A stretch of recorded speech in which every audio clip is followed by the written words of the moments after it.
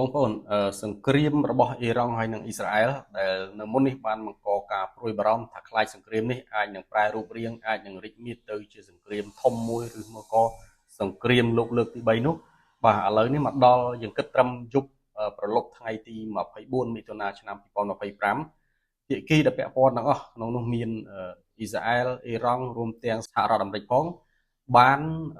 ព្រមព្រៀងគ្នាលើបទឈប់បាញ់ហើយបើទោះជាគេមើលឃើញថាបទឈប់បាញ់នេះវាមានលក្ខណៈផុយស្រួយយ៉ាងណាក៏ដោយក៏ប៉ុន្តែយ៉ាងហោចណាស់ក៏រាប់ថាវាជាជំហានវិវត្តមួយដែលអាចថាភាគីទាំងពីរនឹងបន្ទន់អេរយាប័តហើយឈានទៅបទឈប់បាញ់ជាស្ថាពរហើយនឹងបិទបញ្ចប់សង្គ្រាមជាស្ថាពរដែលមានរយៈពេល12ថ្ងៃហើយនោះបាទហើយចំណុចដែលគួរកត់សម្គាល់មួយគឺថាបទឈប់បាញ់មួយនេះគឺកើតឡើងក្រោយតែប្រហែលម៉ោងប៉ុណ្ណោះបន្ទាប់ពីអ៊ីរ៉ង់បានបើកការវាយប្រហារសងសឹកទៅលើមូលដ្ឋានយោធារបស់សហរដ្ឋអាមេរិកនៅមជ្ឈមបូព៌ាគឺនៅក្នុងប្រទេសកាតាហើយនិងអ៊ីរ៉ាក់បាទហើយបន្ទាប់ពីនោះភ្លាមលោកដូណាល់ត្រាំប្រធានាធិបតីរបស់សហរដ្ឋអាមេរិកគឺបានស្នើបទឈប់បាញ់តែម្ដងបាទអញ្ចឹងសួរថាហេតុអីបានអាមេរិកគ្រាន់តែថាអ៊ីរ៉ង់បើកការវាយប្រហារសងសឹកលើខ្លួនភ្លាមមិនត្រឹមតែមិនខឹងមិនត្រឹមតែមិនធ្វើការវាយប្រហារវាយបកទៅវិញដោយដែលលោកបានអះអាងដោយដែលលោកបានប្រមានការពីពេលមុនគឺពេលដែលលោកបានវាយប្រហារទៅលើទីតាំងកម្មវិធីនុយក្លេអ៊ែររបស់អ៊ីរ៉ង់ហើយនោះលោកបាន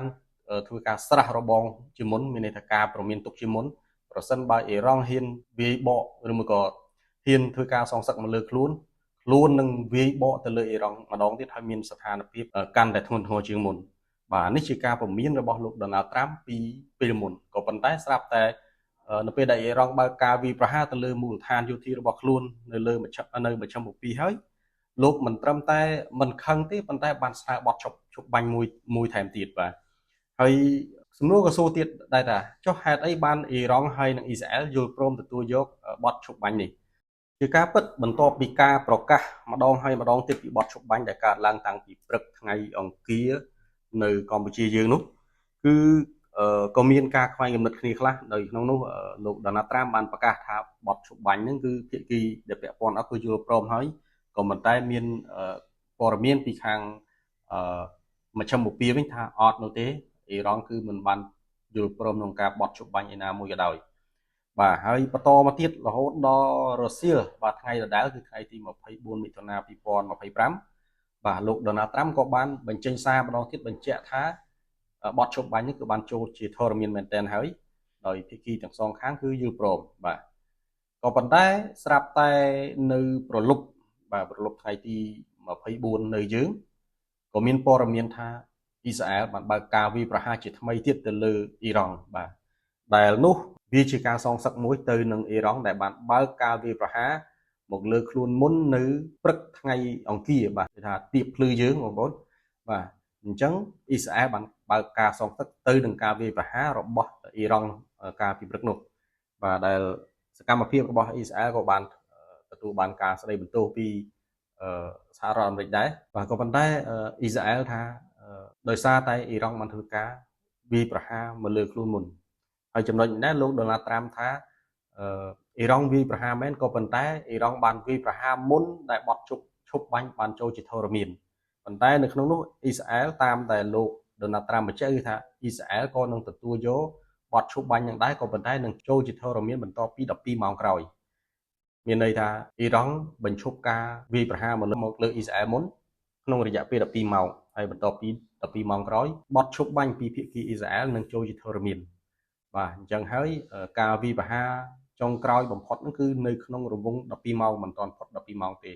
អញ្ចឹងឥឡូវយើងរងចាំមើលទៀតមកទល់តែព្រឹកថ្ងៃពុធនៅកម្ពុជាយើងនេះដូចជាមិនទាន់មានរបាយការណ៍អំពីការវាយប្រហារថ្មីរបស់ភាគីទាំងពីរនោះទេអញ្ចឹងហើយយើងអាចនិយាយបានថាបទឈប់បាញ់ចាប់ផ្ដើមមានប្រសិទ្ធភាពជាបណ្ដាបាទឥឡូវយើងឧបកិច្ចថាមានប្រសិទ្ធភាពអញ្ចឹងចោះបាទឥឡូវយើងចូលសាច់រឿងរបស់យើងបាទជាមួយនឹងការឆ្លើយសំណួរក៏ដូចជាការឆ្លើយក៏ជាការស្រាយបំភ្លឺថាតើសហរដ្ឋអាមេរិកខ្លាចអ៊ីស្រាអែលខ្លាចអ៊ីរ៉ង់ឬមួយក៏យ៉ាងម៉េចបានគ្រាន់តែថាអ៊ីរ៉ង់បើកការវាយប្រហារសងសឹកទៅលើមូលដ្ឋានយោធារបស់ខ្លួននៅមជ្ឈមបូព៌ាភ្លាមស្រាប់តែស្នើបទឈប់បាញ់ភ្លាមបាទជាការពិតគឺខ្លាចក្នុងពេលនេះមិនមែនន័យថា ខ្លាចចាញ់ខ្លាចអីនោះទេក៏ប៉ុន្តែអាមេរិកខ្លាចផុងខ្លួននៅក្នុងសង្គ្រាមព្រោះថាវាមិនជារឿងចំណេញទេដែលយកខ្លួនដែលទៅជាប់មួយសង្គ្រាមហើយដកខ្លួនមិនរួចនោះមិនមែនជារឿងដែលចំណេញទេហើយសម្បីតែសង្គ្រាមនៅអ៊ុយក្រែនក៏សហរដ្ឋអាមេរិកព្យាយាមនៅឆ្ងាយដែរបាទដោយឡែកសង្គ្រាមអ៊ីរ៉ង់ហើយនិងអ៊ីស្រាអែលអាមេរិកបានជ្រុលខ្លួនបាទអាមេរិកដឹងខ្លួនថាបានជ្រុលខ្លួនដោយសារតែការបានបើកវាយប្រហារទៅលើទីតាំងនុយក្លេអ៊ែររបស់អ៊ីស្រាអែលបាទហើយបន្ទាប់ពីនោះមកអ៊ីរ៉ង់ក៏បានប្រកាសពីការសងសឹកហើយលោកដូណាល់ត្រាំក៏ដូចគ្នាបានធ្វើការព្រមានទុកជាមុនបើសិនថាអ៊ីរ៉ង់ហ៊ានសងសឹកអាមេរិកដែលមានមូលដ្ឋាននៅយោធានៅជុំវិញប្រទេសអ៊ីរ៉ង់ហ្នឹងនឹងបើកការវាយប្រហារចូលទៅក្នុងទឹកដីអ៊ីរ៉ង់តែម្ដងបាទប៉ុន្តែផ្ទុយទៅវិញបន្ទាប់ពីអ៊ីរ៉ង់បានធ្វើការសងសឹកមិនត្រឹមតែមិនសងសឹកទេបាទមិនត្រឹមតែមិនវាយបកទៅវិញទេប៉ុន្តែលោកដូណាល់ត្រាំបានស្នើបត់ឈប់បាញ់ទៅទៀតបាទដើម្បីឆ្លើយដើម្បីបកស្រាយទៅនឹងចម្ងល់ទាំងអស់នេះយើងទៅមើលពីបុព្វហេតុនៃសង្គ្រាមវិញបាទសួរថាសង្គ្រាមអ៊ីស្រាអែលហើយនិងអ៊ីរ៉ង់នេះកើតឡើងដំបូងដោយសារមូលហេតុអីបាទមូលហេតុដំបូងគឺពាក់ព័ន្ធនឹងរឿងកម្មវិធីអាវុធនុយក្លេអ៊ែរនឹងឯងដែលបញ្ហានេះទាំងអាមេរិកហើយនិងអ៊ីស្រាអែលគឺបានព្យាយាមអ៊ីរ៉ង់ចូលមកតុចរចាដែលប្រើរយៈពេល10-20ឆ្នាំទៅហើយបាទហើយនៅមុនការបើកវាយប្រហាររបស់អ៊ីស្រាអែលមកលើអ៊ីរ៉ង់ហ្នឹងក៏សហរដ្ឋអាមេរិកហើយនិងអ៊ីរ៉ង់ក៏បាននឹងកំពុងបើកការចរចាជាមួយគ្នាថែមទៀតក៏ប៉ុន្តែការចរចានោះមិនទទួលបានជាផ្លែផ្កានោះទេហើយសួរថាចរចានោះចរចាទៅលើរឿងអីគឺចរចាឲ្យអ៊ីរ៉ង់បោះបង់ចោលសកម្មភាពចម្រាញ់សារធាតុរ៉ែអ៊ុយរ៉ានីញ៉ូមដែលជាសារធាតុដ៏សំខាន់មួយដែលប្រើសម្រាប់ផលិតគ្រាប់បែកនុយក្លេអ៊ែរជារួមទាំងអ៊ីស្រាអែលទាំងសហរដ្ឋអាមេរិកគឺមិនចង់ឲ្យមិនអនុញ្ញាតឲ្យអ៊ីរ៉ង់មានគ្រាប់បែកនុយក្លេអ៊ែរនៅក្នុងដៃនោះទេបាទហើយសួរថាហេតុអីបានប្រទេសទាំងពីរមិនចង់ឲ្យមានសម្រាប់អ៊ីស្រាអែលការបណ្ដោយឲ្យអ៊ីរ៉ង់មានគ្រាប់បែកនុយក្លេអ៊ែរនៅក្នុងដៃគឺជាការគំរាមដ៏ធំទៅសន្តិសុខជាតិរបស់ខ្លួនព្រោះយើងដឹងហើយថាអ៊ីរ៉ង់ហើយនិងអ៊ីស្រាអែលគឺអត់ត្រូវគ្នាទេគឺជាសត្រូវសួរពូជដែលអាចនិយាយថាភ្នំមួយមានខ្លាពីរបាទអញ្ចឹងហើយទាំងពីរនាក់គឺព្យាយាមរកវិធីឈ្នះរៀងខ្លួនបាទហើយអ៊ីស្រាអែលអ៊ីរ៉ង់បាទអ៊ីរ៉ង់ដឹងខ្លួនឯងថាមានតែគ្រាប់បែកនុយក្លេអ៊ែរទេដែលអាចសម្រេចមហិច្ឆតារបស់ខ្លួនហើយជាមួយនឹងមហិច្ឆតាហ្នឹងអ៊ីរ៉ង់បានចោលសម្ដីបោះពាក្យជារឿយៗថាអ៊ីស្រាអែលត្រូវតែបាត់ចេញពីផែនទីពិភពលោកដូច្នេះអ៊ីស្រាអែលគឺទទួលរងការប្រមានការគំរាមនឹងជាយូរយារណាស់មកហើយអញ្ចឹងអ៊ីស្រាអែលដឹងច្បាស់ថានៅពេលណាដែលអ៊ីរ៉ង់មានគ្រាប់បែកនុយក្លេអ៊ែរនៅក្នុងដៃនោះជាគ្រោះធំរបស់ខ្លួនអានេះសម្រាប់អ៊ីស្រាអែលដោយឡែកសហរដ្ឋអាមេរិកគឺការដែលបណ្ដោយឲ្យអ៊ីរ៉ង់មានគ្រាប់បែកនុយក្លេអ៊ែរឬមកក៏ផលិតបានគ្រាប់បែកនុយក្លេអ៊ែរយកមករក្សាទុកនៅក្នុងឃ្លាំងអាវុធរបស់ខ្លួនគឺជាការគំរាមទៅដល់លទ្ធភាពរបស់ខ្លួននៅមជ្ឈិមបូព៌ាបាទអញ្ចឹងដោយឡែកអ៊ីរ៉ង់វិញហេតុអីបានអ៊ីរ៉ង់ចង់មានអាវុធនុយក្លេអ៊ែរបាទហេតុផលទី1គឺដូចតែជំរាបជូនមុននេះអញ្ចឹងថាដើម្បីយកឈ្នះដើម្បីយកព្រៀបទៅលើអ៊ីស្រាអែលឬមួយក៏ដើម្បីលុបបំបាត់អ៊ីស្រាអែលចេញពីផែនទីដោយដែលខ្លួនធ្លាប់បាននិយាយធ្លាប់បានបោះពាក្យរាប់សិបឆ្នាំមកហើយបាទដល់ឡែកមួយទៀតអ៊ីស្រាអែលក៏ដើម្បីការពារខ្លួនដែរបាទអ៊ីស្រាអែលមើលទៅលើគំរូរបស់អ៊ីរ៉ាក់បាទអ៊ីរ៉ាក់យើងដឹងថានៅពេលដែលសហរដ្ឋអាមេរិកហើយនិងសម្ព័ន្ធមិត្តចូលទៅឈ្លានពានទៅលុកលុយរហូតដល់ឈានទៅដល់ការផ្ដួលរំលំរបបរបស់សាដាមហ៊ូសេនអ៊ីរ៉ាក់ត្រូវបានចោទប្រកាន់ថាលបលួចផលិតអាវុធមហាប្រល័យបាទក៏ប៉ុន្តែជាក់ស្ដែងបន្ទាប់ពីការឈ្លានពានអាមេរិកហើយនិងសម្ព័ន្ធមិត្តហើយគឺมันមានការរកឃើញនៅអាវុធមហាប្រល័យនោះទេអញ្ចឹងហើយអ៊ីរ៉ង់មើលឃើញថាអ៊ីរ៉ាក់រងការវាយប្រហារមិនមែនដោយសារតែខ្លួនឯងមានអាវុធមហាប្រល័យទេក៏ប៉ុន្តែដោយសារតែខ្លួនឯងអត់មានអាវុធមហាប្រល័យហ្នឹងឯងបានជាគេអាចធ្វើអ្វីបានតាមចិត្តយើងមើលទៅលើកូរ៉េខាងជើងបាទកូរ៉េខាងជើងមែនតែនទៅក៏ក្នុងស្ថានភាពមិនខុសពីអ៊ីរ៉ង់ដែរបាទគឺជាសត្រូវសួរពូជសត្រូវមើលមុខគ្នាមិនចំរវាងកូរ៉េខាងជើងហើយនិងអាមេរិកដូចគ្នាដូចតែស្ថានភាពអ៊ីរ៉ង់ហើយនិងអាមេរិកដូចគ្នាក៏ប៉ុន្តែសួរថាហេតុអីកូរ៉េខាងជើងហាក់រស់នៅស្រួលជាងមិនសូវជារងការគំរាមកំហែងខ្លាំង ដោយសារតែកូរ៉េខាងជើងគឺជារដ្ឋនុយក្លេអ៊ែរដ៏ធំមួយហើយមិនត្រឹមប៉ុណ្ណឹងគឺមានសម្ព័ន្ធមិត្តធំនៅជុំវិញខ្លួនទៀតបាទក៏ប៉ុន្តែមូលហេតុចម្បងគឺខ្លួនឯងខ្លាំងនៅខ្លួនឯងគឺកូរ៉េខាងជើងមានគ្រាប់បែកនុយក្លេអ៊ែរយ៉ាងច្រើនរួមទាំងមីស៊ីលទំនើបជាច្រើនទៀតបាទអញ្ចឹងដោយពាក្យមួយខ្ញុំធ្លាប់ឮសន្តិភាពមិនមែនបានមកដោយការលាដៃសុំគេនោះទេប៉ុន្តែវាកើតឡើងពីភាពខ្លាំងរបស់ខ្លួនឯងតលតែយើងខ្លាំងយើងមានតុល្យភាពយោធាមានអំណាចប្រហាក់ប្រហែលគ្នាបានយើងអាចចរចាសន្តិភាពបានណាបើសិនយើងតូចទាបជាងគេយើងកុំរំពឹងថាគេនឹងផ្ដល់សន្តិភាពឲ្យយើងអញ្ចឹងអ៊ីរ៉ង់មើលឃើញចំណុចនឹងដូចគ្នាបានព្យាយាមពង្រីកខ្លួនព្យាយាមអភិវឌ្ឍខ្លួនហើយនឹងឈានទៅអភិវឌ្ឍកម្មវិធីនុយក្លេអ៊ែរហើយជាច្រើនឆ្នាំមកហើយគឺអ៊ីរ៉ង់ត្រូវបានសហរដ្ឋអាមេរិកហើយនឹងអ៊ីស្រាអែលចោទប្រកាន់ថាបានសង្ងំចម្រាញ់សារធាតុអ៊ុយរ៉ានីញ៉ូមបាទដែលមកទល់នឹងពេលនេះគឺតាមរបាយការណ៍នោះគឺថាអ៊ីរ៉ង់ផលិតបានសារធាតុអ៊ុយរ៉ានីញ៉ូមនឹងគឺចូលចិត្តកម្រិតដែលអាចប្រើបានជាផ្លូវការក្នុងការអភិវឌ្ឍកម្មវិធីនុយក្លេអ៊ែររបស់ខ្លួនទៅហើយបាទដូច្នេះហើយទើបស្ថានភាពវាកាន់តែផុយស្រួយហើយនៅមុនដែលសង្គ្រាមបានផ្ទុះឡើងគឺភាគីទាំងពីរទាំងអាមេរិកហើយនិងអ៊ីស្រាអែលគឺបានចរចាគ្នាបាទដោយឡែកអ៊ីរ៉ង់បានក្តាប់ព័ត៌មានថានៅរង្វង់ប្រមាណតែជា 4-5 ខែទៀតប៉ុណ្ណោះអ៊ីរ៉ង់នឹងមានគ្រាប់បែកនុយក្លេអ៊ែរមានសមត្ថភាពផលិតនុយក្លេអ៊ែរដោយខ្លួនឯងបានរង្វង់ពី10ទៅ15គ្រាប់ដូច្នេះចំនួនប៉ុណ្ណេះគឺជាការគំរាមកំហែងដល់សន្តិសុខជាតិរបស់ខ្លួនខ្លាំងណាស់អញ្ចឹងហើយអ៊ីស្រាអែលចាំបាច់ត្រូវវាយប្រហារស្កាត់ជាមុនមានន័យថាកាត់ផ្ដាច់សង្វាក់ផលិតកម្មនៃការផលិតគ្រាប់បែកនុយក្លេអ៊ែររបស់អ៊ីរ៉ង់បាទអញ្ចឹងគោលដៅធំបំផុតរបស់អ៊ីរ៉ង់ហើយនឹងសហរដ្ឋអាមេរិកគឺដូចគ្នាគឺដើម្បីលុបបំបាត់ឬមួយក៏កាត់ផ្ដាច់សង្វាក់ផលិតកម្មនៃការផលិតគ្រាប់បែកនុយក្លេអ៊ែររបស់អ៊ីរ៉ង់បាទអញ្ចឹងនេះគឺជានិយមន័យជាគោលបំណងនៃសង្គ្រាមរបស់អ៊ីស្រាអែលដែលគេជឿថានៅពីក្រោយដោយសហរដ្ឋអាមេរិកគឺដើម្បីលុបបំបាត់ឬក៏កាត់ផ្ដាច់សង្វាក់ផលិតកម្មនៃការផលិតគ្រាប់បែកនុយក្លេអ៊ែររបស់អ៊ីរ៉ង់អញ្ចឹងយើងទៅមើលពីស្ថានភាពជាក់ស្ដែងវិញថាតើសហរដ្ឋអាមេរិកសម្រេចបានកម្រិតណាខ្លះទៅលើគោលបំណងរបស់ខ្លួនបាទឥឡូវជាក់ស្ដែងដូចថ្មីនេះសហរដ្ឋអាមេរិកបានបើកការវាយប្រហារយ៉ាងសន្ធប់ទៅលើទីតាំងនុយក្លេអ៊ែររបស់អ៊ីរ៉ង់ដោយប្រើប្រាស់យន្តហោះទម្លាក់គ្រាប់បែកដ៏កំណាយរបស់ខ្លួនគឺ B2 Spirit ដែលមានរហស្សនាមថាខ្មោចនៅលើផ្ទៃអាកាសនោះបាទយកគ្រាប់បែកដ៏ធ្ងន់ GBU 57ដែលមានទម្ងន់ដល់ទៅជាង 10000 គីឡូក្រាមយកទៅទម្លាក់ទៅលើទីតាំងនុយក្លេអ៊ែរចំនួន3របស់អ៊ីរ៉ង់បាទខ្ញុំជឿតែច្រឡំមាត់ពីរនាក់នៅសារតែចាប់ផ្ដើមជាមួយនឹងអ៊ីសដូចគ្នាបាទមួយអ៊ីស្រាអែលមួយអ៊ីរ៉ង់បាទអញ្ចឹងសហរដ្ឋអាមេរិកបានបញ្ចេញយន្តហោះទម្លាក់គ្រាប់បែករបស់ខ្លួនហើយអមជាមួយនឹងយន្តហោះចម្បាំងជាង100គ្រឿងទៀតបាទតាមតួលេខដូចជា125គ្រឿងដើម្បីអមយន្តហោះ B2 Spirit ទៅបំពេញបេសកកម្មទម្លាក់គ្រាប់បែកនៅលើទីតាំងនុយក្លេអ៊ែររបស់អ៊ីរ៉ង់ចំនួន3គឺ Fordo បាទដែលជាទីតាំងកម្មវិធីនុយក្លេអ៊ែរដ៏សំខាន់ជាងគេរបស់អ៊ីរ៉ង់ហើយបន្ទាប់មកមាន Natan ហើយនឹងមួយទៀតគឺ Isfahan បាទតែទាំង3នេះសុទ្ធតែជាទីតាំងសំខាន់បាទហើយជាលទ្ធផលអាមេរិកបានអះអាងពីជោគជ័យ 100% ទៅលើបេសកកម្មរបស់ខ្លួនខណៈដែលអ៊ីស្រាអែលអះអាងថាជាការខូចខាតតិចតួចប៉ុណ្ណោះបាទក៏ប៉ុន្តែអ៊ីស្រាអែលបានអះអាងដូចគ្នាដូចទៅនឹងសហរដ្ឋអាមេរិកដែរថាទីតាំងកម្មវិធីនុយក្លេអ៊ែររបស់អ៊ីរ៉ង់ត្រូវបានបំផ្លាញស្ទើរតែទាំងស្រុងទៅហើយបើទោះជាថាមានរបាយការណ៍ចេញមួយទៀតថាអ៊ីរ៉ង់បានជំលះ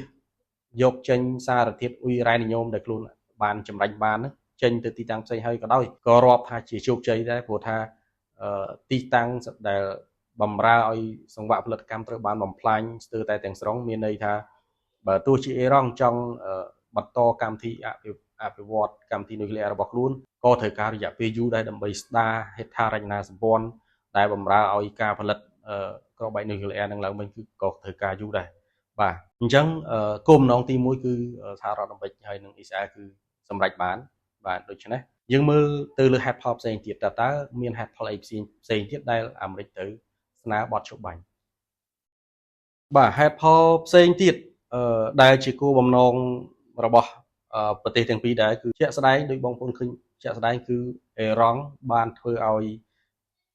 បាទសំទោសអ៊ីស្រាអែលបានធ្វើឲ្យអ៊ីរ៉ង់ចុះទ្រោមយ៉ាងខ្លាំងបាទដែលបើសិនទោះថាអ៊ីរ៉ង់ចង់បន្តសកម្មភាពអភិវឌ្ឍនុយក្លេអ៊ែររបស់ខ្លួនឬមួយក៏ស្ដារនៅសមត្ថភាពយោធារបស់ខ្លួនឡើងវិញក៏ត្រូវការពេលយូរដែរអាចថា10ទៅ20ឆ្នាំបូករួមទាំងការបំផ្លាញហេដ្ឋារចនាសម្ព័ន្ធផងបាទដោយបងប្អូនឃើញខ្ញុំជឿថាបងប្អូនបានឃើញភាគច្រើនវីដេអូដែលបង្ហោះនៅលើបណ្ដាញសង្គមជាវីដេអូបង្ហាញពីការខ្ទេចខ្ទាំនៅក្នុងទីក្រុងនៃប្រទេសអ៊ីស្រាអែលដែលក្នុងនោះមានទីក្រុងតែលអាវីវទីក្រុងជេរូសាឡឹមហើយនិងទីក្រុងហៃហ្វាដែលសុទ្ធតែជាទីក្រុងធំរបស់អ៊ីស្រាអែលដែលរងការវាយប្រហារឡើងខ្ទេចខ្ទីបាទក៏ប៉ុន្តែយើងក៏លេខទៅមើលឬមួយក៏កលេចទៅដឹងនៅស្ថានភាពនៅអ៊ីរ៉ង់វិញក៏មិនខុសគ្នាដែរបងប្អូនបាទមើលតាមព័ត៌មានតាមរបាយការណ៍ដែលចេញផ្សាយដោយសារព័ត៌មានបរទេសធំ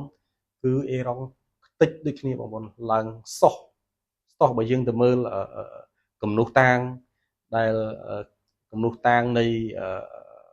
លទ្ធផលនៃសង្គ្រាមរបស់អ៊ីស្រាអែលទៅលើអ៊ីរ៉ង់គឺអ៊ីរ៉ង់សោះដូចគ្នាបងប្អូនហើយអ៊ីរ៉ង់ជាទឹកដីធំទៀតបាទគឺអ៊ីរ៉ង់ទាំងមូលមិនមែនតែតេអ៊ីរ៉ង់ទីក្រុងធំរបស់អ៊ីរ៉ង់ទេគឺសឹងថាទឹកដីអ៊ីស្រាអែលទាំងមូលគឺខ្ទេចខ្ទីតែម្ដងបាទក្នុងនោះមានទាំងហេដ្ឋារចនាសម្ព័ន្ធមានទាំងការបំផ្លាញទៅលើប្រព័ន្ធការពារដែនអាកាសដែលចុងក្រោយយើងដឹងថាអ៊ីស្រាអែលបានគ្រប់គ្រងដែនអាកាសរបស់អ៊ីរ៉ង់ទាំងស្រុងបាទដោយសារតែការវាយប្រហារជាយុទ្ធសាស្ត្ររបស់អ៊ីស្រាអែលហ្នឹងគឺផ្ដោតទៅលើការបំផ្លាញទីមួយគឺបំផ្លាញប្រព័ន្ធការពារដែនអាកាសដែលឈានទៅអំណោយផលក្នុងការប្រតិបត្តិការវាយប្រហារតាមរយៈដែនអាកាសព្រោះយើងដឹងហើយថាប្រទេសទាំងពីរនៅឆ្ងាយគ្នាអញ្ចឹងហើយឧបករណ៍នៃសង្គ្រាមដែលអាចប្រព្រឹត្តទៅបានគឺមានតែ drone យន្តហោះចម្បាំងហើយនិងមីស៊ីលទេបាទសម្រាប់អ៊ីស្រាអែលគឺប្រើប្រាស់យន្តហោះចម្បាំងជាគោលជាចម្បងបាទខណៈដែលអ៊ីរ៉ង់គឺប្រើប្រាស់មីស៊ីលជាចម្បងហើយនៅក្នុងនោះក៏មានយន្តហោះចម្បាំងហើយនិង drone ផងដែរអញ្ចឹងយុទ្ធសាស្ត្រនៃការធ្វើសង្គ្រាមរបស់អ៊ីស្រាអែលគឺបើកការវាយប្រហារដោយផ្ដោតទៅលើការបំផ្លាញប្រព័ន្ធការពារដែនអាកាសរបស់អ៊ីរ៉ង់ទី1ហើយទី2ទៀតគឺបំផ្លាញទៅលើឡានបាញ់មីស៊ីលបាទអ៊ីស្រាអែលដឹងថាយុទ្ធសាស្ត្រនៃការធ្វើសង្គ្រាមរបស់អ៊ីរ៉ង់គឺពឹងផ្អែកខ្លាំងទៅលើមីស៊ីលអញ្ចឹងហើយមីស៊ីលវាមិនមែនបាញ់ចេញតែខ្លួនឯងទេគឺវាមានឡានដើម្បីធ្វើការបាញ់អញ្ចឹងហើយអ៊ីរ៉ង់បានបើកការវាយប្រហារដោយផ្ដោតទៅលើការបំផ្លាញរថយន្តដែលប្រើប្រាស់សម្រាប់បាញ់មីស៊ីលនោះឯងបាទហើយក្រៅពីនេះទៀតគឺអ៊ីរ៉ង់បានបំផ្លាញបានផ្ដាច់ផ្ដាល់អាយុជីវិតរបស់អ្នកវិទ្យាសាស្ត្ររួមទាំងមេទ័ពរបស់អ៊ីរ៉ង់ធំជាច្រើនអ្នកទៀតបាទអញ្ចឹងទាំងអស់នេះសុទ្ធតែជាធាតុផ្សំដែលធ្វើឲ្យអ៊ីរ៉ង់ចុះខ្សោយខ្លាំងបាទទី1សេដ្ឋកិច្ចក៏ដុនដាបហេដ្ឋារចនាសម្ព័ន្ធត្រូវបានរំលាយអស់បាទទាំងយោធាក៏បាក់ស្បាតអញ្ចឹងសរុបជារួមមកគឺថាគោលដៅគោលបំណងរបស់អ៊ីស្រាអែលក៏ដូចជាសហរដ្ឋអាមេរិកគឺសុទ្ធតែជោគជ័យទាំងអស់បាទអញ្ចឹងបើទោះជាថាឥឡូវអ៊ីរ៉ង់នៅសល់សារធាតុអ៊ុយរ៉ានីញ៉ូមដែលខ្លួនចម្រាញ់បាននឹងជំនះយកទៅទុកនៅទីសុវត្ថិភាពហើយក៏ដោយក៏ប៉ុន្តែទេមិនបញ្ហាទេព្រោះថាដោយបានជំរាបជូនពីខាងដើមអ៊ីរ៉ង់ចង់បន្តកម្មវិធីនុយក្លេអ៊ែររបស់ខ្លួនក៏ត្រូវការស្ដារហេដ្ឋារចនាសម្ព័ន្ធកម្មវិធីនុយក្លេអ៊ែរហ្នឹងក៏ត្រូវការពេលយូរដែរបាទរួមទាំងហេដ្ឋារចនាសម្ព័ន្ធទូទៅហេដ្ឋារចនាសម្ព័ន្ធយោធានិងស៊ីវិលផងគឺត្រូវការពេលយូរអញ្ចឹងនេះជាការដកឃ្លាជាជោគជ័យមួយដែលទទួលយកបានសម្រាប់សហរដ្ឋអាមេរិកហើយនិងអ៊ីស្រាអែលបាទអញ្ចឹងសរុបមកវិញគោលដៅក៏ដូចជាគោលបំណងនៃសង្គ្រាមប្រឆាំងនឹងអ៊ីរ៉ង់ដែលផ្ដើមដោយអ៊ីស្រាអែលហើយដែលគេជឿថាសហរដ្ឋអាមេរិកគឺជាអ្នកនៅពីក្រោយនោះគឺ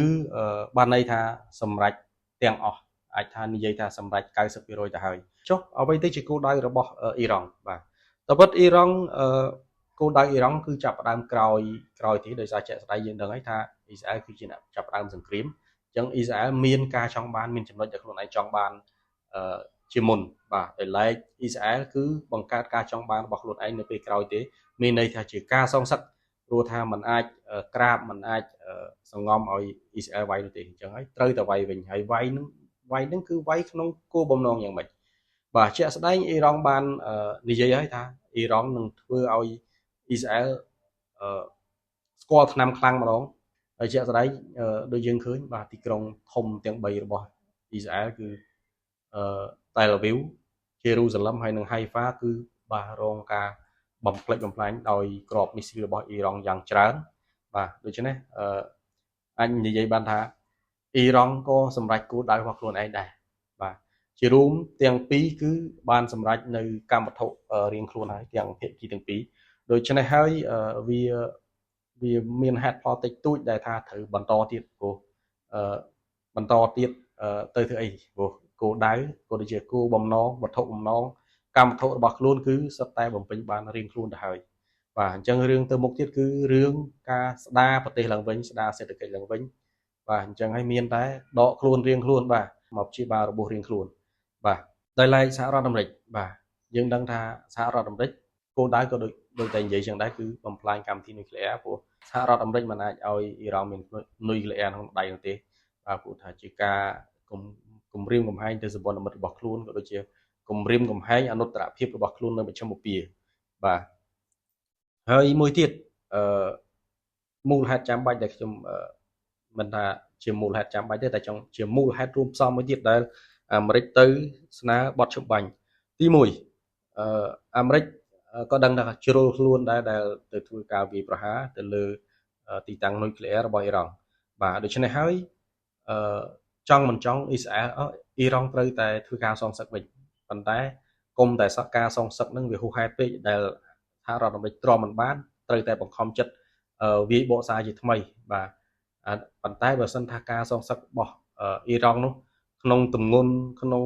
ស្ថានភាពមិនធ្ងន់ធ្ងរទេគឺអាចទទួលយកបានអូខេចាត់ទុកថាទ្រាំឈឺខ្លួនបន្តិចទ្រាំដូចថាបាក់មុខបន្តិចដើម្បីឲ្យអ៊ីរ៉ង់បានបញ្ចេញកំហឹងខ្លះក៏ចាត់ទុកថាជាដំណោះស្រាយមួយដែរព្រោះថាមនុស្សកំពុងតែខឹងអញ្ចឹងហើយចង់និយាយថាភាគីទាំងសងខាងគឺសមចិត្តរៀងខ្លួនបាទសមចិត្តអាមេរិកសមចិត្តគឺបានបំផ្លាញទីតាំងកម្មវិធីនុយក្លេអ៊ែរដល់ពីអ៊ីរ៉ង់សមចិត្តបានធ្វើការវាយសងសឹកដូចដែលខ្លួនឯងបានអះអាងដែលវាមិនបាក់មុខពេកបាទបើទោះជាការសងសឹកនេះអ៊ីរ៉ង់បានប្រកាសដំណឹងបានផ្ដល់ដំណឹងមុនក៏ដោយបាទដូចលោកដូណាល់ត្រាំបានចេញសារភ្លាមបន្ទាប់ពីអ៊ីរ៉ង់បើកការសងសឹកទៅលើមូលដ្ឋានយោធារបស់ខ្លួននៅមជ្ឈមបូព៌ានោះបាទទៅជា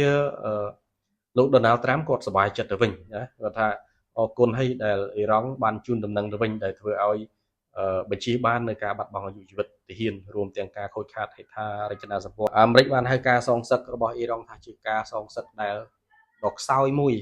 បាទតាមដែលលោកដូណាល់ត្រាំនិយាយគឺថាអ៊ីរ៉ង់បានបាញ់គ្រាប់មីស៊ីលចំនួន14គ្រាប់ទៅលើមូលដ្ឋានយោធារបស់ខ្លួននៅប្រទេសកាតាក៏ប៉ុន្តែក្នុងនោះ13គ្រាប់ត្រូវបានបាញ់ស្ទាក់ដោយប្រព័ន្ធការពារដែនអាកាសរបស់ប្រទេសកាតាបាទហើយមួយគ្រាប់ទៀតមិនបានបំផ្លាញទេគឺបណ្ដោយឲ្យទៅដោយសារតែគេមើលឃើញថាមួយគ្រាប់នេះបានទៅខុសគោលដៅបាទហើយជាលទ្ធផលគឺมันមានការខូចខាតទៅលើមូលដ្ឋានយោធារបស់អាមេរិកនៅកាតានោះទេហើយអាយុជីវិតទាហានក៏ដូចជាយោធារបស់ខ្លួនក៏មិនរងការគំរាមកំហែងដែរដូច្នេះមានន័យថាទទួលយកបានព្រោះថាយើងអត់ខូចខាតអីទេគ្រាន់តែថារៀងធម្មតាយើងធំបដ ாய் ឲ្យវាយបន្តិចទៅគឺមិនស្អីព្រោះយើងវាយគេឡើងខ្ទេចខ្ទីគេវាយបន្តិចអញ្ចឹងរឿងអីក៏យើងប្រកាន់ចិត្តច្រើនណាអានឹងយើងនិយាយភាសាសាមញ្ញអញ្ចឹងបងប្អូនបាទអញ្ចឹងហើយភាគីទាំងពីរគឺបានបញ្ចេញកំហឹងរៀងខ្លួនហើយក៏ជាការបង្ហាញទៅពិភពលោករៀងខ្លួនថាខ្លួនឯងខ្លាំងដូចគ្នាណាអាមេរិកថាវាយទីតាំងនុយក្លេអ៊ែរក៏បានវាយអ៊ីរ៉ង់ថាសងសឹកទៅលើសហរដ្ឋអាមេរិកវិញក៏បានសងសឹកអញ្ចឹងគឺសមចិត្តរៀងខ្លួនអស់ហើយ